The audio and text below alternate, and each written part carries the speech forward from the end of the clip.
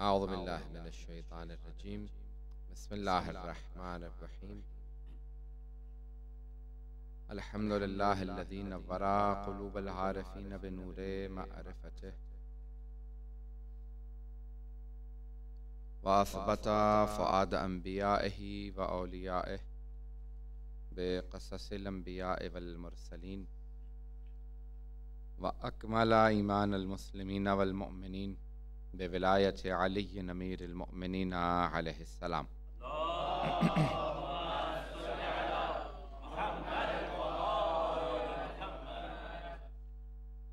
والصلاة والسلام والتحية والإكرام على أفضل الموجودات العبد المؤيد والرسول المسدد المصطفى الأمجد المحمود الأحمد أعني أبا القاسم محمد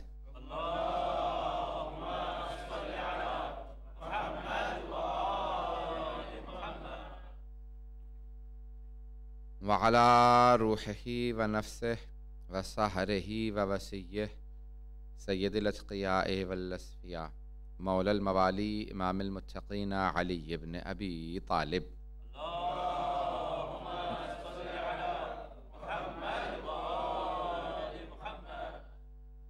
وعلى أوصيائه لا سيما بقية الله في الذين روحي وأرواح العالمين لتراب مقدمه الفدا واللعنة الدائمة على أعدائهم أجمعين من الآن إلى قيام يوم الدين.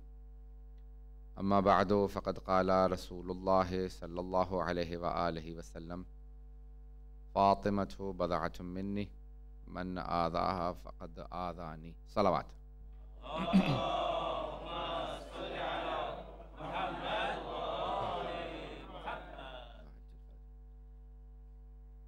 We are commemorating the martyrdom of Hazrat Fatima al-Zahra Salamullahi alayha.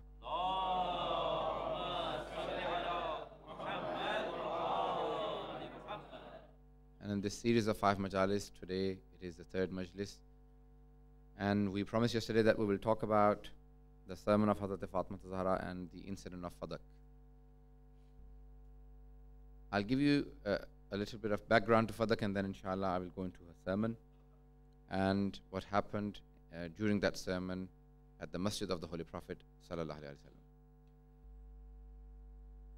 There are Fay, Anfal, Homs, all of these different fiqh issues that you probably are aware of. Whenever the Holy Prophet fought for something and they acquired in a battle, during the battle or after the battle, or the war booty as you may call it, Anfal, that was distributed amongst the Muslims, and the Holy Prophet ﷺ used to decide who gets how much share. And usually the person who was the victorious, or the person who led the battle, got more share, and then the people who were heading, they got the next share. And likewise the people who were riding, and the people who took part, and any other person who did not fight but was present. And there were other parts that if the Holy Prophet went for a battle and the Muslims did not have to fight and they acquired something, a land, a garden, or anything like that, then all of that would go to the Holy Prophet. That was regarded as fay, and that was not Baitul Mal, but it was the Holy Prophet's. He would use it for the betterment of all the Muslims, but it was his, according to the Holy Quran. When he went to Khaybar, you all aware of the Battle of Khaybar, the Holy Prophet promised that I will conquer Khaybar in 40 days. For 39 days what happened, and then the 40th day came, and Imam Ali alayhi salam fought in Khaybar and he conquered the battle. And you all know the history. On his way back from Khaybar to Medina, he stopped at Fadak, and the people, they surrendered everything. The Jews at Fadak, and they said, Ya Rasulullah, we will not fight. Because they had heard about a man whose name was Haydar, who fought in the battle, and he had killed Marhab, Harith, Antar, all of the biggest names of the Jews, the biggest wrestlers and the biggest fighters. When they heard that there is a man who just killed them with 3 strokes, anyone who comes in front of him, he gives him a chance, lets them strike, and then just kills them the next time. When he jumps in the air and cuts a person, he just cuts them in 2 halves. So when the talks of the man Haydar came to Fadak, they all surrendered everything they had and they said, Ya Rasulullah, we will not fight. So they surrendered everything. And the verse came, and that was fair, so that went to the Holy Prophet. وَآتِ ذَا الْقُرْبَ حَقَّهُ, and give your near ones their right or their share. And the Holy Prophet gave the whole of the garden of Fadak to Hazrat Fatima Zahra salamullahi alayha. Muhammad wa ali Muhammad. In his own lifetime. So there was no case of it being transferred after his life. It was given to her in the lifetime of the Holy Prophet by the Holy Prophet himself. Now the Holy Prophet ﷺ gave it to Hazrat Fatima Zahra, and she had Fadak in his lifetime. And Imam Ali used to appoint the people who used to work at this park called, or the garden called Fadak. It was a huge garden, and a lot of the revenue of the battles that the Holy Prophet or Imam Ali fought used to come from Fadak. So it was a strategic move by the people who wanted to take over and not Imam Ali and Fatima Zahra have Fadak. So they both had Fadak, and now there was a whole dispute on who will acquire it after them. That was the dispute amongst the Muslims. Should they let Imam Ali have something like Fadak? A huge garden. Even today when you go to Fadak, you'll see the huge land.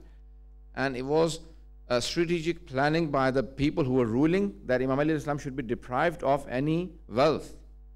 Because through wealth he can support his people, and the people would leave him once they see that he does not have anything from this world. He does not have any wealth. You see, people are tried. If you don't have anything from dunya, a lot of people leave you. Imam Islam many times, gave people, picked up a stone and said, hey, I'll turn it into gold and take it. I'll turn it into a gem. You can take that. But the worldly dunya he did not have, and he wanted to see how many people support him in difficult times. In good times, you can have everyone support you, but in bad times, that's when the real trial comes. That's when the real, azmaish or imtihan or a true trial comes, when people see you in difficult time and they still say, we are with you. I don't want to go into that now, but that's what happened. It was with Ahlul Bayt alayhimus salam, and it was generating a lot of funds. The Holy Prophet ﷺ passed away, and after him, you know what happened? Saqifa happened, and Khilafat and everything. And they decided that everything that Ahlul Bayt alayhimus salam have should be taken off them. So they decided to take Fadak away from the Ahlul Bayt. If you look at the words before the sermon of Fadak, it says that when the Khalifa deprived Fatima Zahra of her right in Fadak, and she heard that the people working for her at Fadak, her servants, had been removed from the garden, she took her jilbab, she wore her, burqa, and she called the ladies of Bani Hashim, and she said, I want to make it to the court and object to the person who has taken everything from me. Before I go into that sermon, I had to give this briefing before I went into the khutbah, because without that you will not understand what happened. Now before I begin with the khutbah and give you the brief translation and the gist of what happened at the court where she went, there is a great scholar who has a commentary on Nahj al-Balagha, Ibn Abil Hadid. He says that, Al-Mu'tazili, the famous, he has a 20-volume commentary on Nahj al-Balagha, one of the best commentaries ever written on Nahj al-Balagha in Arabic. He says that I asked my teacher that why is it so that Abu Bakr did not give Fadak to Fatima? If she had made a claim, he should have given it to her. Why is it that he rejected her claim for Fadak? Everyone so far with me? I didn't want to make it so dry, but I had to give you the brief history. Ibn Abil Hadid al-Mu'tazili says that my teacher answered me. He said, my teacher said that there was a class and a teacher came in and said to one of the children, say Alif. So the student said nothing. He said, say Alif. The student wouldn't reply. The third time the teacher pushed the student back and said, sit down. You're so dumb you don't even know Alif. And the teacher went off. The student sitting next to that child said, are you really that dumb? You don't even know alif? He said, no, of course I know alif. I know alif, I know ba, ta, tha, jim, ha, kha. I know up to dal. But I don't know all the way up to ya. Had I said alif, he would have taken me all the way up to ya. And for every letter that I didn't know, he would have smacked me. So I decided, well, it wasn't England, obviously. Otherwise, it will be child abuse, hitting the children in the classroom. So he said, I didn't say alif, so I don't have to go to ya. I'm not sure if you all got the... He said, I did not say alif, so I don't have to go to ya. So I stopped at alif, so he doesn't even ask me to say ba, and then ta, and then tha, and then all the way up to ya. So I stopped at alif. Pay attention. Ibn Abil Hadid al-Mu'tazili says that had he accepted the claim of Fatima to Zahra on Fadak, it would have not stopped at Fadak. She would have continued. Oh, so you accept that you are wrong. What about this? What about that? It would have come all the way up to Khilafat. He said, I will not accept the first claim, let alone the last. I hope you all understand the whole. So this is a Sunni writer who says that was the whole thing. The first mujahida, the first woman to strive in the way of Allah subhanahu wa ta'ala, in the way of wilayat of Ahlul Bayt alayhimus salam, is Fatima Zahra. Allahumma salli ala Muhammad wa ali Muhammad. The first woman to perform jihad. You see, the Holy Prophet ﷺ says the biggest jihad is to say the kalimatul haq, the righteous word before a tyrant ruler. And she went in and claimed that this is my right. What was it? If he had asked her, "Oh Fatima, give me fadak," she would have said, "Take it." But when he took it off without informing her, she said, "No, I want to make my claim." So the history writes that Fatima to Zahra went to the court of Abu Bakr and claimed fadak because she wants everyone to know whose right was usurped and who was a usurper. I'm not sure if everyone got it. That was a claim that she wanted to make, and now she makes that claim. She goes forward and she says, and the historians have written that she came in to the court and she started speaking to the people. And before she spoke, she did the praise of Allah subhanahu wa ta'ala, and then she praised the Holy Prophet sallallahu alaihi wasallam. And as she was speaking, all the people in the court or in that masjid were crying, because when she was speaking, the ladies were saying that when she was walking, she walked as if the Holy Prophet sallallahu alaihi wasallam was entering the masjid. Allahumma salli.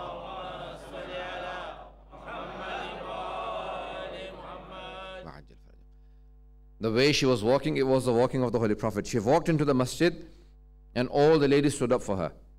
And she was surrounded by women of Bani Hashim, and she was standing in the middle. And she stood there and said, after praising the Lord, she said, "Ashhadu an la ilaha illallah wahdahu la sharika lah." She made that sentence of affirmation and the belief in the Tawheed of Allah subhanahu wa ta'ala.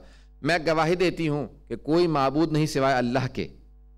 And then when she went into why should we say this sentence, she said, Allah subhanahu wa ta'ala has made this sentence as a affirmation to confirm that we are sincere with Allah subhanahu wa ta'ala. She gave the description how we should believe in Allah subhanahu wa ta'ala. What is Tawheed? And then she said, "Wa ashhadu anna Muhammadan abduhu wa rasuluh." Allahumma salli.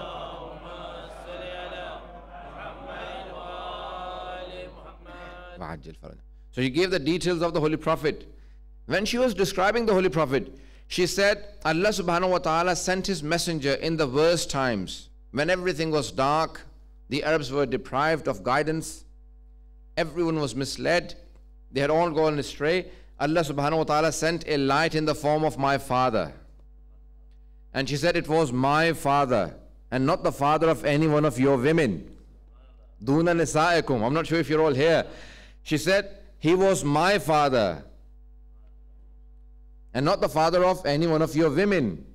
So if there had been any other daughters, people would have said, hang on, what about the other 3 daughters? It means that they knew something that the people today may not know. Many of the Muslims today claim that no, he had other daughters. So when she said, I am the daughter, if he was my father and not the father of any one of your women. And then she said, and he was a brother of my husband, Ali ibn Abi Talib. Duna rijalikum. He wasn't the brother of any one of your men. You see, she's reminding them, when the Holy Prophet migrated from Mecca to Medina, he made all of those people become brothers with each other. He said, so and so is his brother. So he appointed each one of the Muhajirin with the Ansar to be brothers.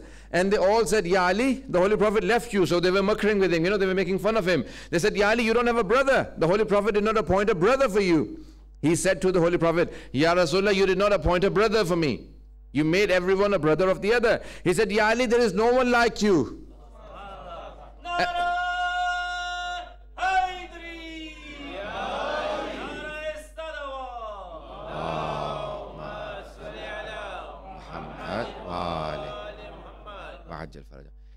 He said, Ya Ali, there is no one like you and there is no one like me. I did not appoint a brother for myself. Ya Ali, anta akhi fid dunya wal akhirah.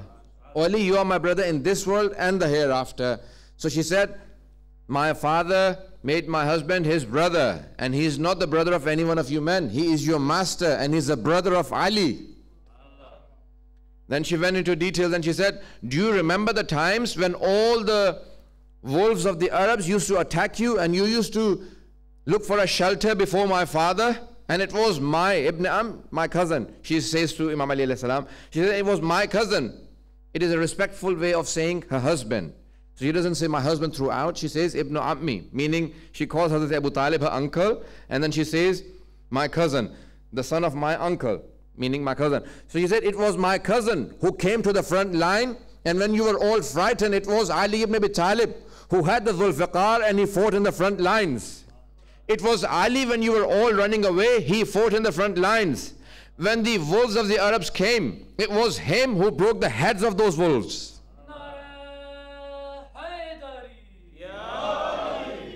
When she describes it, the Holy Prophet, and she describes Imam Ali alayhi salam, she's telling everyone that when you're opposing them, remember who you're opposing.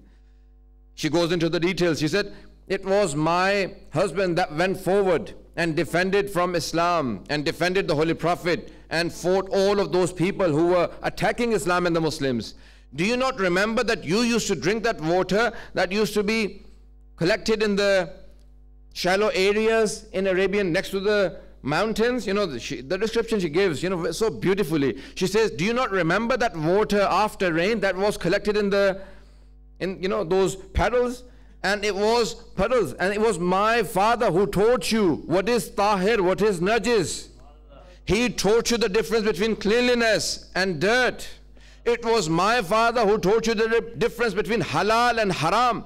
It was my father who taught you what is halal, what is tayyib, what is tahir. You had no difference between halal and haram. It was my father who taught you all of those things. And after his death, you have forgotten and you've turned your back towards Islam. Then qalabtum ila aqabikum, the verses from the Holy Quran. She recited that verse that afa immata wa qatil and qalabtum ila aqabikum. If he died or he was killed, you would return back to your own old doings. She said to all of those people, have you returned from Islam back to your old days? All of those corruptions and indecencies? Do you not remember my father, what he said? Did he not give you the Holy Quran? She went into describing the Holy Quran. A few verses about the Holy Quran she recited. کیا میرے بابا نے قرآن نہیں دیا تھا؟ جو قرآن ناطق ہے وہ میرا شوہر ہے. امیر المومنین کی طرف اشارہ کیا. اور یہ قرآن اللہ کے رسول نے تمہیں دیا. اس قرآن کے اندر ہدایت موجود ہے. بی بی نے قرآن کی تعریف کی. She went into describing the Holy Quran. And when she described the Holy Quran, they were all listening. She said, do you all claim that you know Quran better than my father? Then she turned towards Abu Bakr and she said, Yabna Abi Quhafa. Because his father's name is Abu Quhafa, so she does not call him by his name. She says, O son of Abu Quhafa. She says, Yabna Abi Quhafa, O son of Abu Quhafa, are you telling me, Atarithu abaka wala arithu abi, that you inherit your father, but I do not inherit my father? Laqad jeta shayan fariya, you've brought something new. You have made it, innovation in Islam, which you call a bid'at these days. You've brought a bid'ah to Islam. You're telling me that you will inherit your father, but I, Fatima Zahra, does not inherit Muhammad Mustafa sallallahu alaihi wasallam.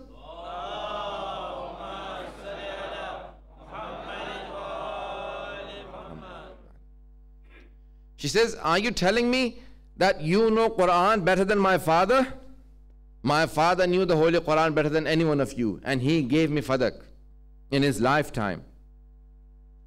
She made 3 claims here that I want to quickly describe and then give you the gist of the debate. She first of all says, it was fair, it was something given to me in the lifetime of the Holy Prophet by the Holy Prophet. If you do not accept, then it is homs. And if you do not accept, then it is mirath. If my father had it, it was his, then it is my inheritance. Whichever one you accept, then I have put all 3 claims before you. I'm not sure if you all got it. Very quickly she put all of those 3 claims. She said, which one will you reject? If you reject the fair, then it is homs. If you don't believe in homs, then it is my mirath, my inheritance. Which one do you accept and which one do you reject? She pointed towards Abu Bakr and said, answer me, what is your claim? What do you believe? Do I not inherit my father? He said, your father was the best of men. Quran is the best of the books. And you are the best of the women. Your father described you to be the best of the women. So he praises her and then says, but your father said to me that نَحْنُ مَعَاشَرَ الْأَنْبِيَاءِ لَا نَرِثُ وَلَا نُوَرِّثُ, we do not inherit anyone and no one inherits us. She said, for everything that I say, you always ask me for witnesses. Do you have a witness for this hadith? Do you have any person who heard this hadith with you? You're only one person. He said, no, I was all alone with the Holy Prophet. When he was telling me that we do not inherit anyone and no one inherits us. But someone spoke from the ladies and said, no, father, I was there. I was also listening. Please pay attention, everyone. I was also listening when the Holy Prophet was telling you that we do not inherit anyone and no one inherits us. Later on, the same lady went on to claim that I want my father to be buried in the house of the Holy Prophet. They said, this is the house of the Holy Prophet. How come you're telling your father to be buried here? She said, from my own inheritance. I'm not sure you are here. She said, from my own inheritance. You know, the same lady said, मैं अपनी मीरास में से हक चाहती हूँ कि मेरे बाबा को यहाँ दफनाया जाए. तो एक मर्तबा एक आदमी खड़ा हुआ, कहा कल आप ही ने तो कहा था कि मैं गवाही देती हूँ बाबा जान, रसूल खुदा ने फरमाया है कि ना हमारा कोई वारिस होता है ना हम किसी के वारिस होते हैं, तो तुम कैसे वारिस हो?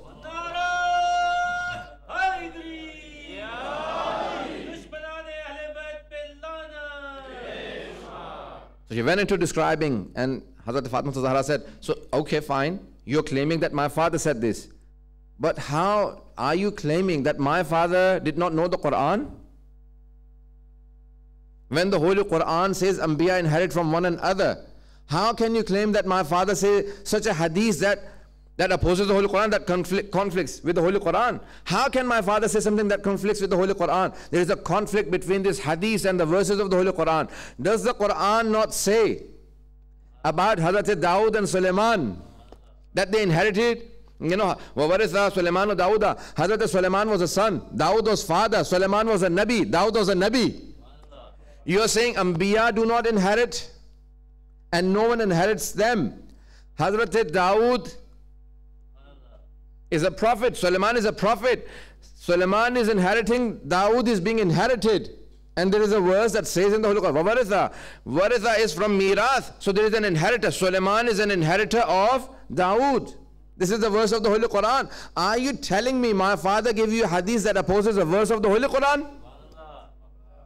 And then she says, I'll give you another verse from the Holy Quran about Hazrat Yahya and Zakaria. Hazrat Zakaria is a father who's a Nabi. Hazrat Yahya وَأَتَيْنَاهُ حُكْمًا سَبِيًّا. While he was a child, we still gave him Nabuwwat. He was a Nabi. Hazrat Zakaria is asking for a dua. Rabbi habli min ladunka waliyan. Oh Allah, give me a person who inherits me. Yarithuni wa yarithu min ali Yaqub. Not only me. Not only that he inherits me, Zakaria, he inherits all of the children of Yaqub, Ali Yaqub. Then she gave other verses. She said, how can you make such a claim that my father gave you a hadith that opposes the Holy Quran. She gave him other verses from the Holy Quran. She said, in the Holy Quran, Allah subhanahu wa ta'ala says, Yusikumullah, Allah subhanahu wa ta'ala makes a will to all of you that your sons inherit twice as much as your daughters. لِذَّكَرِ مِثْلُ حَظِّ الْأُنْثَيَيْنِ. You know, about your children. So she gave all of the verses about the inheritance. She said, if you are claiming that I have no inheritance, then tell me, who told you that a daughter cannot inherit from a father? There are no exceptions in Islam. In this matter, if my father, you see, I just want to very quickly touch upon this point. Many people say that no. I was talking to a Sunni scholar who I asked, I said, did Hazrat Fatima Zahra make a claim? Did she make a claim about Fadak? So he said, yes, she did. So I said, what is your stance? Who was at right and who was wrong? So he said to me, they're both right. Honestly, I'm not making it up. He said, they're both right. Fatima Zahra salam alaiha is right and Abu Bakr is also right. I said, how? She's saying that my father left this for me. And he said, no.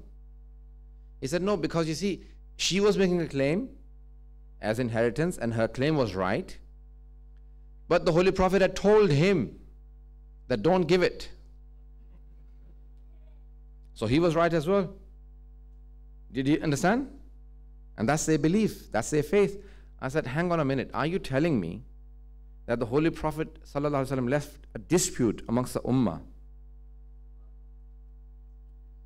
that the people will continue to speak against the first Khalifa till the Day of Judgment, that he did not give the right to Fatima Zahra? Had it not been better that he would have said, oh Fatima, don't make a claim. It is not yours. You know, if something belonged to me, why should I tell the neighbors, take it off from my children? I should tell the children, just leave it. I'm not sure if I made the point clear. But देखें, एक चीज़ मेरी है, मैं मोहल्ले वालों को क्यों बताऊं कि मेरे बच्चों से छीन लेना, गस्ब कर लेना, उनको निकाल के सड़क पर कर देना।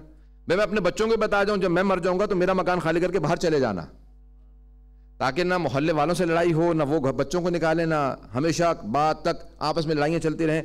तो पैगंबर इस्लाम अपनी बेटी ही से बता देते कि बेटी ये दावा करने की ज़रूरत ही नहीं है, बेवजह लोग लानते करते रहेंगे, तुम छोड़ देना। पता नहीं तो मुझे है या नहीं। तो पैगंबर इस्लाम अक्ल हैं, अक्ल रखते हैं, अक्ल कुल हैं, वो अपनी बेटी से कह जाते हैं कि बेटी ये मेरे बाद दावा मत करना फदक का, लेकिन पैगंबर इस्लाम ने नहीं कहा और बेटी कह रही है कि नहीं मेरा हक है। तो अब ये कैसे कह सकते हैं दोनों हक पे हैं? मैं पता नहीं वाज़ेह कर पाया या नहीं कर पाया हूँ। हज़रात, मैंने यहाँ तक बहस को पहुँचाया, मैं चंद मताले पेश करना चाहता हूँ, आधा घंटा इंग्लिश में हो गया, थोड़ी सी बहस पेश करूँगा। फदक तारीख़ के अंदर एक ऐसा मकाम है कि जिससे बहुत सी बातें वाज़ेह होती हैं, और ये पूरी तारीख़ हमारे एक we had different scholars in Pakistan. One of the greatest scholars in Pakistan in obviously in debating was Maulana Sheikh Bashir Ansari. Maulana Bashir Ansari, Bashir Hussain Ansari. He said, I only debate on two topics, on Khilafat and on Fadak. These are my two topics. And he would go into details on Fadak. Any questions on Fadak? And he said, there is no way out for anyone about Fadak. And today we need to learn truly what is Fadak. And that's how we can answer on this topic. So if you pay attention to some of the things that I will be inshallah now saying, but I'll be saying them in Urdu, so I'll translate anything that may be difficult. But here I want to give you inshallah the full debate on Fadak. Fadak क्या चीज़ है? तारीख़ में अगर आज देखा जाए तो आज तक एक बहस बाकी है मुसलमानों के दरमियान में फ़दक के मौजू पे, बाग़ फ़दक। और बहुत से लोग कहते हैं चंद दरख्त थे, अगर चंद दरख्त ही थे, बहुत बड़ा बाग़ नहीं भी था, तो एक बात वाज़े होती है फ़दक से कि कौन गासिब था, किसका हक़ गस्ब हो रहा था। तो फ़दक जो है वो तारीख़ के अंदर एक मीज़ान है, एक बैलेंस है, जिससे फ़ैसला होता है कि कौन गासिब है और किसका हक़ गस्ब हुआ है। और फ़दक तारीख़ में बहुत ही बुलंद मकाम रखता है, और फ़दक जो है वो ज़ुल्फ़िकार फ़ातिमतुज़ ज़हरा है।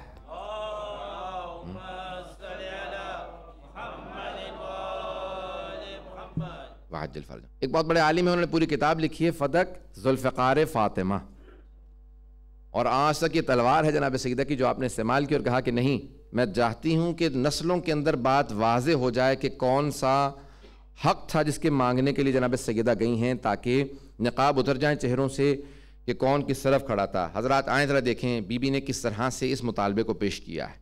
جب آتی ہیں تو بی بی نے خطبہ دیا اور تعارف کروایا، توحید بھی بیان کی، احکام کا فلسفہ بیان کیا، اللہ نے نماز کو کیوں بنایا، تکبر سے بچاتی ہے، روزے کو کیوں بنایا، تمام احکام کا فلسفہ بیان کیا بی بی نے۔ حج اسلام کی سربلندی کا سبب بنتا ہے، جہاد اسلام کی عزت کا سبب بنتا ہے، زکوٰۃ مسلمانوں کی غربت کے فقر و فاقے کی دوری کا اور نمو کا یعنی ترقی کا سبب بنتی ہے۔ You acquire more wealth through giving zakat. Why? Because it is a means of barakat, which is a concept that Islam has.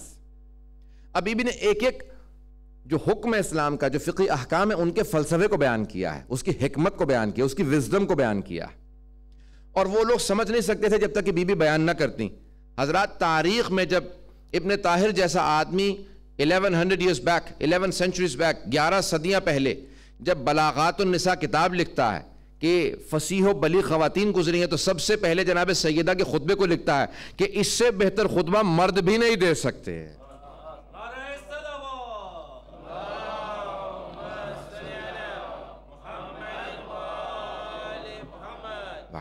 بے انتہا فصیح و بلیغ خطبہ بی بی نے ادا کیا، اور اس کے اندر پورے دین کا خلاصہ نچوڑ ہے۔ اگر آپ دیکھنا چاہتے ہیں پورے دین کی سمری وہاں موجود ہے بی بی کے خطبے کے اندر۔ چھوٹا سا خطبہ ہے، چند صفوں کا خطبہ، 8-10 صفحے۔ روایات میں ملتا ہے کہ اہل بیت علیہ السلام اپنے بچوں کو یہ خطبہ حفظ کروایا کرتے تھے کہ اس خطبے کو حفظ کرو تاکہ ہماری دادی زہرا کا خطبہ ضائع نہ ہونے پائے۔ کتابیں لوگ جلا دیں گے لیکن حفظ ختم نہیں کر سکتے، جہاں موقع ملے دوسروں کو خطبہ یاد کرواتے رہنا۔ آج تک یہ خطبہ باقی ہے، اور خطبے کے اندر بی بی نے اس انداز سے حق کو واضح کیا ہے کہ جب بی بی بول رہی تھی تو ایسی خاموشی تھی، کسی میں جرت نہیں ہو رہی تھی کہ سانس کی آواز آ رہی ہو۔ یعنی خدا چاہتا یہ تھا کہ بی بی کے اس خطبے کے ذریعے اسلام کی تبلیغ پوری کائنات تک پہنچ جائے۔ جتنے وہاں موجود تھے سب غور سے سن رہے تھے، کچھ حفظ کر رہے تھے، کچھ لکھ رہے تھے، اور کچھ صرف رو رہے تھے، اور کچھ اپنی قسمت پہ رو رہے تھے، اور کچھ کو ویسے رونے کی بڑی عادت تھی، غاروں سے، یہاں سے، وہاں سے۔ اور بہت سا عجیب و غریب ایک ماحول تھا۔ جناب سیدہ خطبہ دے رہی تھی، کچھ جانتے تھے بی بی کی عظمت کو، مقام کو سمجھتے تھے، اس لیے رو رہے تھے، اور کچھ اس بات سے خائف تھے اب خطبہ دے دیا ہے بڑے بڑے افراد کے پول کھل جائیں گے۔ تو حضرت بی بی نے خطبہ دیا، کوئی پرواہ نہیں کی، کہا کہ آج میں بتاؤں گی کہ ہم ڈرنے والے نہیں ہیں، ہم اہل بیت علیہ السلام کا مقام بتا رہی تھی۔ بی بی سمجھا رہی تھی کہ آج فاطمہ الزہرا ہے، آج زہرا ہے، کل ثانیہ زہرا ہوگی۔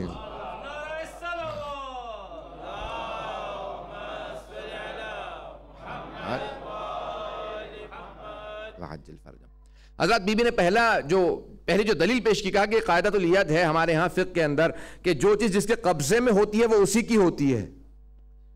حتیٰ انگریزی میں آپ کے برٹش لاء کے اندر پوری دنیا میں 2 لیگل سسٹمز ہیں، برٹش لیگل سسٹم ہے، فرینچ لیگل سسٹم ہے، اور ایون برٹش لیگل سسٹم کے اندر ایک چیز ہے position, the law of position, جسے آپ لوگ کہتے ہیں پوزیشن، جسے کہتے ہیں قاعدۃ الید عربی میں کہا جاتا ہے، یعنی جو جس کے قبضے میں ہو چیز وہ اسی کی ہے۔ مثال کے طور پہ یہ امامہ میرے سر پہ ہے، اگر کوئی آدمی کلیم ڈالتا ہے کہ نہیں امامہ اس کا ہے،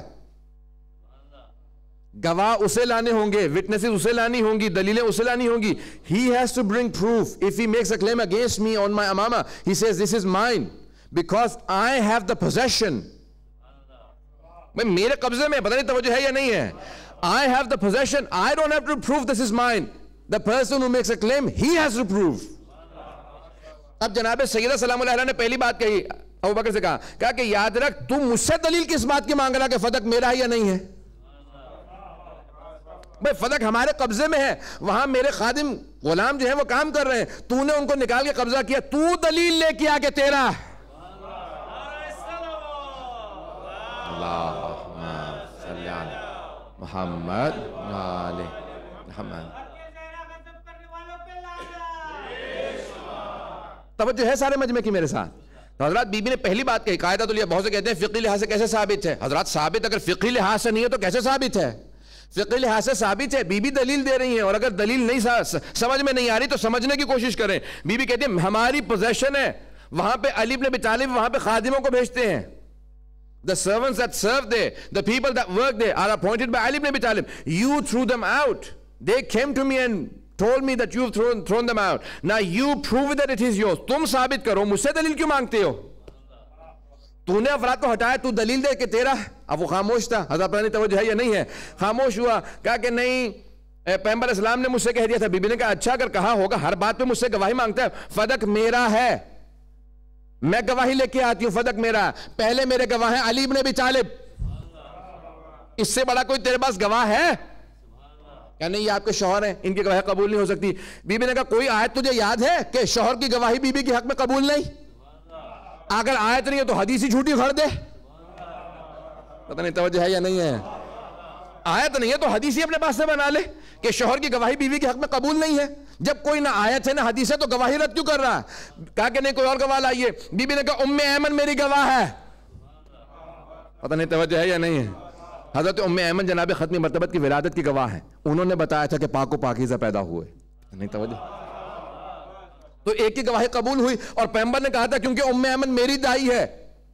سب خواتین کی گواہی آدھی ہے، نہ فاطمہ کی نہ ام ایمن کی. یہ اگر گواہی دے تو پوری گواہی ہے. اب جناب ام ایمن کھڑی ہوئی کہ میں گواہ ہوں. فاطمہ نے اگر کہا تو میں گواہی دیتی ہوں. فدق فاطمہ کا ہے. کہا کہ نہیں، خواتین کی گواہی آدھی ہے، آپ کی گواہی قبول نہیں ہے. کہا کہ لوگوں تمہیں یاد نہیں، رسول خدا نے اسی مسجد میں میری طرف اشارہ کر کے کہا تھا ام ایمن کی گواہی آدھی نہیں پوری ہے.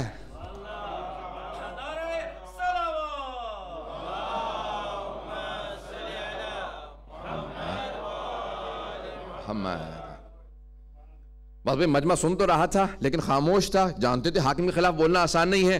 بی بی نے طرح طرح کی گواہیاں پیش کی. جناب حسن حسین کو پیش کیا، کہا نہیں بچے ہیں. کہا اگر بچوں کی گواہی قبول نہیں، پیغمبر اسلام نے بچوں کو پھر جوانان جنت کا سردار کیوں بنایا؟ یہ کہتے تھے جب جوان ہوں گے. اب ایک مرتبہ اس کی چاروں طرف سے کہا کہ نہیں گواہیاں نہیں ہیں، آپ کے پاس گواہ موجود نہیں. بی بی نے کہا پھر یاد رکھ، روز قیامت فیصلہ کرنے والا خود خدا ہوگا. وَالزَّعِیمُ محمد، اور میرے گواہ میرے بابا محمد مصطفیٰ ہوں گے. پھر دیکھو کہ تو کیسے رد کرتا.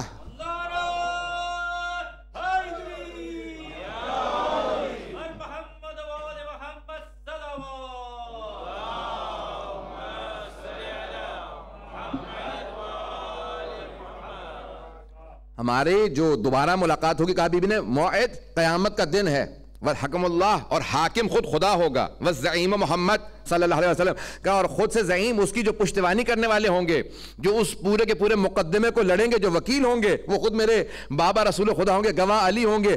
پھر دیکھتی ہوں تو کیسے انکار کرتا ہے. بی بی نے پورے کے پورے مقدمے کو چلایا. کہا میں بتاتی ہوں کیسے میرا حق بنتا ہے. آیات کو پیش کیا، روایات کو پیش کیا، ہر طرح کی دلیل پیش کی. ایک مرتبہ اس نے کہا کہ ٹھیک ہے آپ بزرگوار ہیں، آپ کا بڑا مقام ہے، آپ کے بابا کا بڑا مقام تھا، اور نہ جانے اب یہاں پہ خطبے میں موجود نہیں ہے لیکن بعض مورخین نے یہاں تک لکھا ہے کہ ایک مرتبہ جب تحریر پیش کی اور کسی نے اس تحریر کو پھاڑنا شروع کیا، بی بی نے کہا یاد رکھ یہ میرے بابا کی تحریر تھی، خدا تیرا پیٹ پھاڑ دے. اور جس نے اس تحریر کو پھاڑا تھا وہی ہوا جو بی بی نے کہا تھا. پتہ نہیں میں بات واضح کر پایا، بس میں اشارہ کرتے ہوئے آگے بڑھ رہا ہوں.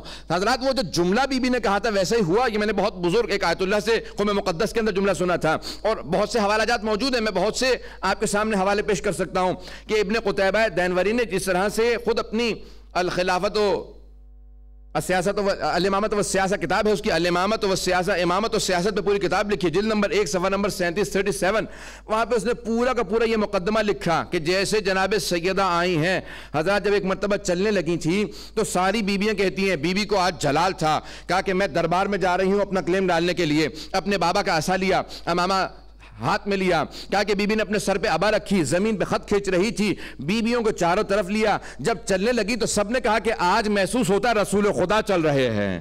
جب چلتی ہوئی ایک مرتبہ مسجد میں آئی تو چلنے کا انداز بتا رہا تھا آج بی بی جلال میں ہے. مسجد نبوی سے گواہیوں کی آوازیں آ رہی تھی، قدم چل رہے تھے، مسجد لبیک کہہ رہی تھی، آسمان سے تکبیروں کی صدائیں آتی تھی اور جناب سیدہ کے قدموں کے زمین بوسے دے رہی تھی. یا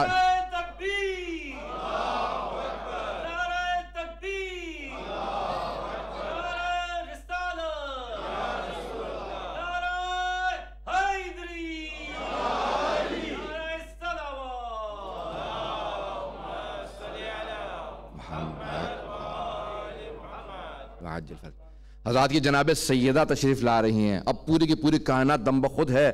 میں کہتا ہوں کہ یہ پوری کائنات اس کی سانس رک گئی ہوگی، دریا چلتے چلتے رک گئے ہوں گے اور ساری کی ساری کائنات گواہی دیتی ہوگی آج وہ بی بی چل رہی ہے جس کے چلنے سے یہ کائنات چلتی ہے، جس کے صدقے میں کائنات بنی ہے، آج وہ بی بی چلتی ہوئی آ رہی ہے۔ حضرات وہ ہر زمین کا ٹکڑا اپنے آپ کو مبارک سمجھتا ہوگا کہ مجھ پہ فاطمہ کے قدم آ گئے ہیں، آئندہ اس کو تبرکن اٹھا لینا کیونکہ سیدہ کے قدم آئے ہیں۔ حضرات مسجد نبوی لبیک کہہ رہی تھی بی بی کے استقبال کے لیے، جب ایک مرتبہ جناب سیدہ آئی ہیں اور سارے کے سارے صحابہ کہنے لگے کہ برقعے میں چلتے ہوئے محسوس یہ ہو رہا ہے آج جو ہم خطبہ سن رہے ہیں وہ یہ خاتون جنت نہیں بلکہ خود رسول خدا ہم کلام ہیں۔ وہ فصاحت و بلاغت جب بی بی نے خطبہ دیا اور ایک مرتبہ کہا یہ اپنا بھی قیل اے مدینے والو، تمہیں یاد ہے کتنی جلدی تم نے میرے بابا کو بھلا دیا، وہ غدیر تمہیں بھول گیا جہاں پہ میرے بابا نے اعلان کیا تھا علی کی ولایت کا۔ بی بی نے ایک بات یاد دلانا شروع کی، کہا یاد نہیں ہے کس طرح سے میرے بابا نے تمہیں ہدایت دی؟ تم جانتے ہی نہیں تھے کہ زندگی کیا ہے، میرے بابا نے جینا سکھایا۔ تم جانتے ہی نہیں تھے ہدایت کیا ہے، میرے بابا نے تمہیں ہدایت دی۔ اگر میرے بابا یہاں نہ آتے تو اے مدینے والوں تم گمراہی کے اندر رہ جاتے، میرے بابا نے تمہیں ہدایت کا راستہ دکھایا، اور وہ نور جو اللہ نے ان کے ہاتھ پہ نازل کیا تھا قرآن، وہ میرے بابا نے تم سب کو سنایا، تم سب کے دلوں میں اتارا، اس قرآن کے فضائل کو پیش کیا۔ اس انداز سے بھی نے خطبہ دیا، سمجھانا شروع کیا، سارا مجمع رونے لگا۔ مستورات کا مجمع تھا، مستورات سے مخاطب ہوئی، ان کو خطبہ دیا، کہا کہ ایھا الناس اعلموا انی فاطمہ و ابی محمد، اے لوگو جان لو میں فاطمہ ہوں، میرے بابا کا نام محمد ہے۔ اللہم صلی علی وعجل فرجہ۔ حضرات کبھی رسول خدا کہہ کے تعارف کرواتی ہیں، کبھی محمد کہہ کے تعارف کرواتی ہیں، ہر طرح سے یہ بتا رہی ہیں وہ جو ہستی جس کو اللہ نے اس کائنات میں بھیجا تھا اس کا صرف مجھ سے رشتہ ہے۔ اس انداز سے بھی میں نے خطبہ دیا۔ جب خطبہ دے دیا تو اس کے بعد ایک مرتبہ پورے مجمع پہ سناٹا تھا۔ آج محسوس ہو رہا تھا کہ جناب سیدہ کسی مفہوم کو پہنچانے کے لیے آئیں۔ بی بی نے کہا کہ سب گواہ رہنا، اور اس کے بعد بی بی چلنے لگی۔ جب چلنے لگی تو ساری جو مستورات تھیں وہ آپ کے ساتھ چلنے لگی۔ جیسے واپس گھر میں آئے، امیر المومنین انتظار میں تھے، تو آپ نے وہ جملے جو مشہور معروف ہیں امیر المومنین سے کہے کہ یا علی آپ گھر میں بیٹھیں اور اس آدمی نے آپ کے حق پہ قبضہ کر لیا۔ اس انداز سے آج امیر المومنین سے مخاطب ہے، اور کہا کہ میں آج اپنے آپ کو بد نصیب سمجھتی ہوں۔ کہا نہیں، وہ جو آپ کے مقابلے میں آئے بد نصیب ہے، یعنی آپ وہ جملے ادا کر رہی ہیں کہ یعنی لوگ مجھے کیا سمجھ رہے ہیں آج، جو آپ کے مقابلے میں آئے بد نصیب ہیں۔ آپ ہمیشہ سعیدہ تھیں، آپ ہمیشہ خوش بخت تھیں، آپ کا مقام بہت باعظمت ہے۔ آج آپ نے جو کام کیا ہے پوری کائنات سمجھتی ہے کہ آپ نے راہ خدا میں جہاد کیا ہے۔ سب سے پہلی جہاد کرنے والی بی بی کا نام فاطمہ، راہ ولایت کے اندر جہاد کرنے والی۔ بات واضح کر کے واپس آئی ہیں، لیکن اب بی بی کو کچھ برداشت نہیں ہوا، آنکھوں میں آنسو آئے، رونے لگیں۔ ابن قتیبہ دینوری کہتا ہے کہ مدینے میں یہ بات پھیل گئی۔ سنی کتاب سے حوالہ دے رہا ہوں، شیعہ کتابوں میں میں نے اس کو نہیں دیکھا، شاید ہو ہماری کتابوں میں۔ وہ کہتا ہے کہ مدینے میں ایک بات پھیل گئی کہ جناب فاطمہ ناراض ہیں شیخین سے، پہلے دونوں خلفاء سے ناراض، سخت ناراض ہیں۔ ہر خاتون کہہ رہی ہے کہ بی بی ناراض ہے۔ شیخین نے امیر المومنین سے کہا کہ یا علی ہم نے سنا ہے کہ رسول خدا کی بیٹی ہم سے ناراض ہے۔ کہا ہاں۔ کہا کہ ہم ایک مرتبہ معافی مانگنا چاہتے ہیں۔ کہا نہیں میں راضی نہیں۔ کہا نہیں ہم ایک مرتبہ معافی مانگنا چاہتے ہیں۔ اہل سنت کی روایت الامامت والسیاسہ۔ کا سارا مجمع کھڑا ہوا، کہا یا علی معافی دلوا دیجیے۔ کہا کہ نہیں میں راضی نہیں ہوں۔ فاطمہ خود سے تمام کے تمام فیصلے رکھتی ہیں۔ کہا ایک مرتبہ ہم ملنا چاہتے ہیں۔ امیر المومنین گھر پہ تشریف لائے، کہا کہ فاطمہ شیخین ملنا چاہتے ہیں۔ کہا میں ان دونوں سے راضی نہیں ہوں۔ میرے موضوع کو یاد رکھیے گا کہ اگر فاطمہ راضی ہیں تو خدا راضی ہے۔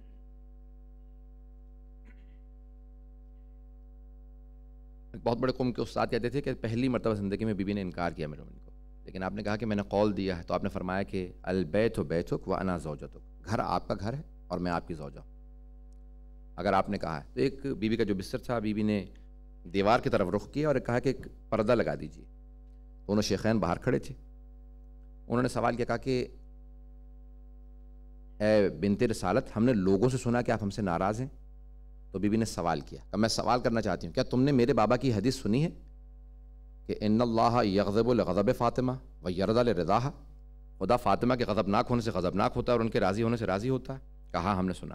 کہا تم نے یہ بھی سنا کہ رسول خدا میرے بابا نے کہا تھا کہ فاطمہ تو بضعۃ منی من آذاها فقد آذانی ومن آذانی فقد آذى اللہ ومن آذى اللہ فقد دخل النار؟ یہ سنا کہ جس نے فاطمہ کو اذیت دی اس نے مجھے اذیت دی، جس نے مجھے اذیت دی اس نے خدا کو اذیت دی، جس نے خدا کو اذیت دی وہ جہنم میں گیا۔ کہا ہم نے سنا۔ کہا پھر یاد رکھو میں تم دونوں سے ناراض ہوں، تم دونوں نے مجھے اذیت دی، اور جب میں اپنے بابا سے ملوں گی سب سے پہلے جا کے تم دونوں کی شکایت کروں گی، کہوں گی بابا مجھے بڑی اذیت دی۔ کتنی اذیت ہے؟ میں تھوڑے سے جملے مسائل پیش کرنا چاہتا ہوں، فی الحال میں نہیں جا رہا ہوں، میں نے سارے موضوع کو چھوڑ دیا۔ دونوں باہر نکلے، ایک نے کہا کہ شاید ایسا نہ ہو کہ ہماری آخرت خراب ہو جائے، دوسرے نے کہا کہ عورتوں کی باتوں میں نہیں آنا چاہیے۔ بہرحال چلے گئے، لیکن اب پورے مدینے میں بات پھیل گئی کہ فاطمہ الزہرا نے اعلان کر دیا کہ میں جب تک زندہ رہوں گی کبھی راضی نہیں ہوں گی، اور اپنے بابا سے ملنے کے بعد سب سے پہلے شکایت کروں گی۔ اللہ یہ جملے کہنے تھے، مدینے میں باتیں چلنے لگیں، جناب سیدہ اس کے بعد بہرحال آپ جانتے ہیں جو واقعات ہوئے ہیں، میں کل انشاءاللہ تعالیٰ بی بی کے تفصیلی مسائل پیش کروں گا، اور پرسوں 2 مجالس ہیں اور اس میں تفصیلی بی بی کے مسائل پیش کروں گا، بیعت سے متعلق اور دوسری چیزوں سے متعلق۔ آج بہرحال فتق سے متعلق کیونکہ وعدہ کیا تھا، کچھ مطالب کو میں نے پیش کر دیا۔ حضرات تاریخ گواہ ہے اس بات کی کہ جناب سیدہ السلام اللہ علیہا جب تک زندہ رہی ہیں تو بی بی کو ایک اذیت تھی، قلق تھا۔ روایت کے الفاظ ہیں کہ جب ایک مرتبہ امیر المومنین کو شیخ عباس قمی نے اس روایت کو اپنی کتاب بیت الاحزان میں لکھا ہے، درج کیا، میں وہیں سے پیش کر رہا ہوں۔ فرماتے ہیں کہ شیخ عباس قمی کہتے ہیں کہ یہ جو لکھا ہے نا کہ مدینے والے کہتے تھے یا علی زہرا سے کہو دن میں رویا کریں یا رات میں رویا کریں۔ بی بی دن رات روتی رہتی تھی، مدینے والے سب جانتے تھے بی بی روتی ہیں۔ کہ کچھ ایسا وقت آیا کہ اس کے بعد بی بی نے ایک مرتبہ آواز دی کہ فضا ذرا مجھے میرے بابا کے روضے پہ لے چلو، میں بد دعا کرنا چاہتی ہوں۔ روایت کے الفاظ ہیں جناب ام ایمن، جناب فضا سب بیویاں بی بی کے ساتھ جمع ہوئیں، بی بی کو سنبھالا۔ الفاظ یہ ہیں کہ بی بی اتنی کمزور ہو گئی تھی کہ چلا نہیں جا رہا تھا۔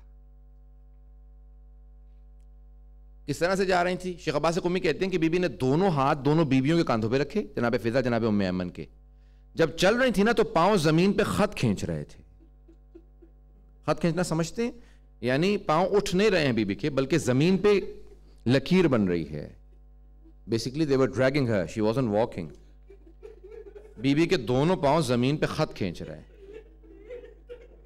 کیوں؟ مجھے نہیں معلوم، یہ جناب محسن کی شہادت کا اثر تھا یا بی بی بے انتہا کمزور ہو گئی تھی۔ کل پڑھوں گا آپ کے سامنے تفصیلی، برداشت نہ کر سکیں مجھے معاف کیجیے گا، لیکن تھوڑے سخت جملے میں پڑھوں گا آپ کے سامنے۔ کہا بی بی کے پاؤں خط کھینچ رہے تھے زمین پہ، چل نہیں پا رہی تھی، چلتی ہوئے آئیں۔ ایک مرتبہ امیر المومنین کو لوگ لے گئے تھے مسجد نبوی کے اندر۔ جب لے گئے تھے نا وہاں علی مسجد نبوی میں تھے، کچھ لوگ لے گئے تھے، امیر المومنین مسجد میں تھے، جناب سیدہ جناب فضا اور سب کے ساتھ گئیں کہاں؟ روضہ رسول پہ۔ حضرات جملوں کو سنیے، اگر سن سکیں میری طرف دیکھ سکیں، اگر جملوں کو پیش کروں گا اگر مجھے معاف کیجیے گا، سادات غیر سادات برداشت کر سکیں مجھے معاف کیجیے گا۔ اگر دیکھیں میری طرف، روایت کے الفاظ ہیں بی بی قبر رسول خدا کے سامنے بیٹھی، انہوں ہاتھ قبر پہ رکھے، کہا بابا آپ کے بعد میرا محسن شہید ہوا، بابا میں نے کبھی آپ سے شکوہ نہیں کیا، بابا میں کبھی بھی آپ کے پاس شکایت لے کے نہیں آیا، بابا علی کے ہوتے ہوئے حسن و حسین یتیموں کی طرح سے گھر میں رہتے ہیں۔ یتیم کیسے رہتے ہیں؟ کبھی کھانے کو نہیں ہوتا، نیا لباس نہیں ہوتا، نئی پوشاک نہیں ہوتی۔ کہا بابا علی کے ہوتے ہوئے حسنین یتیموں کی طرح سے رہتے ہیں، بابا میں نے کبھی آپ سے شکوہ نہیں کیا، بابا حسنین بڑے سخت حالات کے اندر ہے، بابا میرے دروازے پہ آگ لگی، میں نے آپ سے شکوہ نہیں کیا، بابا میرا حق چھین لیا گیا، فتق چھین لیا گیا، بابا میں نے آپ سے کبھی شکوہ نہیں کیا، بابا علی کی خلافت کو چھین لیا، میں نے آپ سے شکایت نہیں کی۔ نہ جانے بی بی کون سی شکایت کرنے آئی ہیں، بابا ہم گھر میں بڑی غربت میں رہتے ہیں، میں نے کبھی شکوہ نہیں کیا، ایک جملہ سنیے گا، میرے جملے کو سن سکے، اگر میری طرف دیکھ سکیں. کہا بابا آج پہلی مرتبہ آپ سے شکایت کرنے آئی ہوں، بابا میں بد دعا کرنے آئی ہوں.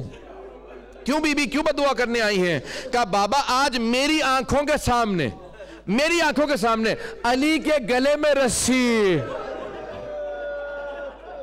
بابا مجھ سے برداشت نہیں ہوا، بابا میں آپ کی قبر پہ آئی ہوں، بابا میں بد دعا کرنے آئی ہوں. حضرات روایت کے شیخ عباس قمی کہتے ہیں، شیخ عباس قمی نے لکھا اپنی کتاب میں بیت الاحزان میں، کہتے ہیں وہاں امیر المومنین نے جناب سلمان کو آواز دی کہ سلمان جاؤ روضہ رسول پہ جاؤ، فاطمہ سے کہنا علی نے اپنے حق کا واسطہ دیا ہے، بد دعا نہ کریں. جناب سلمان نے کہا مولا کیسے پتا آپ کو کہ جناب سیدہ بد دعا کرنے والی ہیں؟ کہا سلمان دیکھتے نہیں مسجد نبوی کی دیواریں اٹھتی ہوئی نظر آ رہی ہیں. سلمان اگر فاطمہ بد دعا کریں گی مسجدیں اٹھ جائیں گی، عذاب نازل ہو جائے گا. فاطمہ سے کہو علی نے کہا میرے حق کا واسطہ بد دعا نہ کریں. آئے جناب سلمان فارسی، دروازے پہ دستک دی، کہا بی بی مولا نے کہا میرے حق کا واسطہ بد دعا نہ کیجئے گا. بی بی نے کہا بابا میں علی کی وجہ سے بد دعا کرنے آئی تھی، علی ہی کی وجہ سے بد دعا کیے بغیر واپس جا رہی ہوں. میرے مولا نے حق کا واسطہ دیا تھا نا. اٹھی بی بی چلی واپس. حضرات میں نے کل بھی پیش کیا تھا نا، ایک جملہ شاید کہا تھا کہ امام حسن حسین نے دونوں نے کہا تھا کہ اماں حق مانگنے گئی تھی مل گیا. جناب زینب کو بی بی نے گلے سے لگا کہا بیٹی یہ دربار اس قابل نہیں ہے کہ پردہ دار بیویاں درباروں میں جائیں. اے زینب میں بھی دربار میں گئی ہوں، میرے بابا نے کہا تھا تم بھی دربار میں جاؤ گی. بیٹی جب تم شرابی کے دربار میں جاؤ گی تو کیا کرو گی؟ کہا اماں میں صبر کروں گی. کہا بیٹی جب میں گئی تھی بڑی دیر کھڑی ہو کے آئی ہوں، میری کمر میں بڑا درد ہے. کہا اماں میں صبر کروں گی. کہا بیٹی جب وہ حالت آئے گی نا اپنے آپ کو تنہا نہ سمجھنا، میں تمہارے ساتھ ہوں گی. بس بھی آج جو مجھ سے پہلے پڑھ رہے تھے نا انہوں نے پڑھا کائنات میں کچھ ایسے جنازے ہیں، روایت کے الفاظ ہے 3 ایسے جنازے ہیں. میں اس کو پوری روایت کو پیش کرنا چاہتا ہوں. انہوں نے جملہ پڑھا تھا وہاں پہ 2 کا ذکر کیا، میں تیسرا بھی پیش کر دوں. حضرات سنیں گے، میں تمام کر دیا، بس بھئی مسائب تمام کر دیا. اب اگر آنکھ میں آنسو آئے نا تو آج امام زمانہ کو پرسہ دیجئے گا، کہے گا مولا آپ کی دادی زہرا کے پہلو کا بڑا دکھ ہے، مولا اس ہاتھ کا بڑا دکھ ہے، مولا ان زخموں کا بڑا دکھ ہے. آئیں بھئی میں پرسہ پیش کروں. امام زمانہ کو آج پرسہ دیجئے گا. روایت کے الفاظ ہے تاریخ میں 3 ایسی ہستیاں ہیں جو غسل دیتے دیتے رک گئے، غسل دیتے دیتے رک گئے اور رک کے رونے لگے. وہ کون ہے 3 لوگ پیش کروں آپ کے سامنے؟ کا پہلے جناب امیر المؤمنین جب پانی ڈال رہے تھے نا تو ایک مرتبہ آواز ہے کہ زہرا آپ جانتی ہیں پورے جسم پہ پانی ڈالنا واجب ہے، اپنے ہاتھ کو ہٹائیے. وہ جو ہاتھ پہلو پہ تھا جیسے ہی ہاتھ ہٹا میرے مولا نے غسل چھوڑ دیا، بلند آواز سے رونے لگے. جناب فضہ نے پوچھا مولا کیا بات ہے؟ کہا فضہ زہرا نے مجھ سے چھپایا، زہرا کی پسلیاں ٹوٹی ہوئی تھی. اجرکم اللہ. میں نے تمام کر دیا. آخری جملے سن لیجئے. کہ دوسرے کون ہیں؟ کہ دوسرے جناب زینب. جب جناب سکینہ کو یا جناب رقیہ کو غسل دے رہی تھی نا 4 برس کی یتیمہ بچی کو، تو امام سجاد سے پوچھا بیٹا سید سجاد کرتا اتار دوں غسل کے لیے یا رہنے دوں؟ کہ پھوپھی اماں کرتا نہ اتاریے گا، زخم تازہ ہو جائیں گے. مجھے نہیں معلوم وہ غسل دیتے دیتے بی بی کیسے رو رہی تھی. تیسرے کون سی ہستی ہے جو غسل دیتے دیتے رونے لگے؟ کہا تیسرے امام محمد باقر. جب امام سجاد کو غسل دے رہے تھے جیسے ہی کروٹ دی نا پشت پہ پانی ڈالنے کے لیے، کمر پہ پانی ڈالنا چاہتے تھے، جیسے ہی کروٹ دی نہ جانے پشت پہ کیسے نشان دیکھے. امام محمد باقر نے غسل روک دیا، رونے لگے کہ آج تک میرے بابا کی کمر پہ نشان باقی تھے. الا لعنت اللہ علی القوم الظالمین. وَسَيَعْلَمُ الَّذِينَ ظَلَمُوا أَيَّ مُنْقَلَبٍ يَنْقَلِبُونَ. بس میں نے صاحب کو مختصر رکھا، کل اور پرسوں تفصیل سے پیش کروں گا آپ کے سامنے. ہاں بھائی، جب آنکھ میں آنسو ہو تو دعا رد نہیں ہوتی. میں ہمیشہ واسطہ دے کے دعا کیا کرتا ہوں. کل میں بی بی کے تفصیلی مصائب کو پیش کروں، کل بھی اور پرسوں بھی. آئیں بھائی، آج ذرا ایک واسطہ دوں گا. پروردگارہ، سید محسن الامین العاملی نے اپنی آیان الشیعہ میں اس کو لکھا ہے، سوگنامہ محمد میں آیت الاشتہادی نے لکھا ہے، اور بزرگوں نے معالج سبتین میں مرحوم مازندرانی نے لکھا ہے، اور بزرگوں نے بھی لکھا ہے. کیا لکھا ہے؟ تقریباً 100 برس پہلے، 80 برس پہلے سید ابراہیم دمشقی نے، ان کی بیٹیوں نے خواب میں دیکھا تھا نا کہ جناب سکینہ نے کہا تھا میری قبر میں پانی آ گیا. پروردگارہ، اس ننھے سے لاشے کا واسطہ دیتے ہیں. سید ابراہیم دمشقی کہتے ہیں جب میں نے ننھا سا لاشا اٹھایا نا 3.5-4 برس کی بچی کا، تو کہا کہ وہ جو اہل سنت کی روایت ہے نا کہ یزید نے غسالہ کو بھیجا تھا، کفن کا کپڑا بھیجا تھا، کہ وہ روایت غلط ہے. وہ جو اہل سنت کی روایت ہے، کہا کہ نہیں، میں نے خود دیکھا، کہا کہ ایک کرتے میں بچی تھی. پروردگارہ، واسطہ ہے ان کان سے بہنے والے خون کے قطروں کا. یہ جو ہمارے شہداء ہیں ان کے درجات بلند ہیں، بلندتر فرما. ان کے جو یتیم بچے ہیں بحرین میں، شام میں، عراق میں، افغانستان میں، پاکستان میں، جتنے بھی یتیم بچے ہیں شہداء کے، پروردگارہ حسین کی یتیمہ بچی کا واسطہ، جناب محسن کا واسطہ، ان سب کی پروردگارہ ہماری جو ذمہ داریاں ان کی طرف ان کو نبھانے کی توفیق عنایت فرما. پروردگارہ ہمارے مقامات مقدسہ کی حفاظت فرما. پروردگارہ ہمارے نبی اکرم کے جو جائے ولادت کو گرانا چاہ رہے ہیں، پروردگارہ ان تمام مقامات مقدسہ کی جو مکہ میں ہیں، مدینے میں ہیں، شام میں ہیں، ان سب کی حفاظت فرما. جناب زینب کے روضے کی حفاظت فرما. یہ جتنے بھی ملعون ہیں یہ کہتے ہیں کہ ہم سارے روزے گرا دیں گے. پروردگارہ بھی انہوں نے تو صحابہ کے روزے گرائیں، جناب اویس قرنی کا، جناب عمار کا، اور بہت سے کہہ رہے ہیں یہ روزے گرانا چاہتے ہیں. پروردگارہ ان دشمنان اہل بیت کو نصف و نابود فرما، ان سب کو غارت فرما. پروردگارہ تجھے واسطہ ہے اپنے عزت و جلال کا، ہم سب کو زندگی میں ظہور امام زمانہ دیکھنا نصیب فرما. ہماری گنہگار آنکھوں کو امام زمانہ کی زیارت نصیب فرما. آئیں میں بس ایک واسطہ دوں گا. پروردگارہ، آج جب امام زمانہ جنت البقیع جائیں گے نا، آج شب اول ہو گئی ہے، تیسری کل شب میں یا پرسوں شب کے اندر جب تیسری شب ہوگی، آج تو پہلی شب ہے، جب تیسری شب میں امام زمانہ جائیں گے، سب اہل بیت علیہ السلام پرسہ دینے امام زمانہ کو آئیں گے. ہم بھی پرسہ پیش کرتے مولا، آپ کو پرسہ پیش کرنے آئے آپ کی داد زہرا کا. ہر ایک کا کوئی نہ کوئی واسطہ ہوتا ہے. امام زمانہ کو 2 یا 3 واسطے دیے جاتے ہیں، میں پیش کر رہا ہوں آپ کے سامنے. ہر ایک کا واسطہ ہے، ہر ایک کو واسطہ دیا جاتا ہے نا، کوئی نہ کوئی اس کے لیے جو توسل کے لیے ہے. امام زمانہ، علماء کہتے ہیں کہ امام زمانہ کو 2 باتوں کا بڑا صدمہ ہے. 2 باتوں کا بڑا صدمہ ہے. ایک اپنی دادی کے دربار میں جانے کا بڑا صدمہ ہے، میری دادی دربار میں نہ جاتی. دوسرے، اپنی پھپھی زینب کے بازار میں جانے کا بڑا صدمہ ہے. جب ایک بہت بڑے مشتری کی امام زمانہ سے ملاقات ہوئی کہ مولا آپ کے شیعوں کے لیے کوئی پیغام ہے؟ کہا کہ میرے شیعوں سے کہنا جب بھی میرے ظہور کی دعا مانگے نا، میری پھپھی زینب کی چادر کا واسطہ دے. خدا میری پھپھی زینب کے واسطے کو رد نہیں کرتا. آئیں بھئی ایک واسطہ دیں گے، اپنی اپنی دعائیں مانگ لیجیے گا. پروردگارہ سب سے پہلے جو ہم واسطہ دے کے دعا مانگیں گے وہ امام زمانہ کے ظہور کی دعا مانگیں گے. پروردگارہ واسطہ دیتے ہیں چادر جناب زینب کا. پروردگارہ دربار میں دونوں ماں بیٹیاں گئی ہیں، لیکن ایک فرق ہے، ماں برقعے میں خواتین کے پہلو کے ساتھ گئی تھی، بیٹی قیدی بن کے گئی تھی. پروردگارہ ان دونوں ماں بیٹیوں کے دربار میں جانے کا واسطہ ہماری مستورات کے پردے کی حفاظت فرما. پروردگارہ مؤمنین کے جان مال عزت آبرو کی حفاظت فرما. جو بے اولاد ہیں سب کو اولاد عنایت فرما. مقروضوں کے قرضوں کو ادا فرما. پریشان حالوں کی پریشانیاں دور فرما. متمنیان حج و زیارات کو حج و زیارات نصیب فرما. پروردگارہ جو ہاتھ بلند ہے کسی کو رد نہ فرما. پروردگارہ ہم سب کو زندگی میں جناب سیدہ کی اور ان کی اولاد کی زیارت نصیب فرما. آخرت میں ان کی شفاعت نصیب فرما. ربنا تقبل منا انك انت السميع العليم بحق محمد وآلہ الطیبین الطاہرین المعصومین. ماتم حسین یا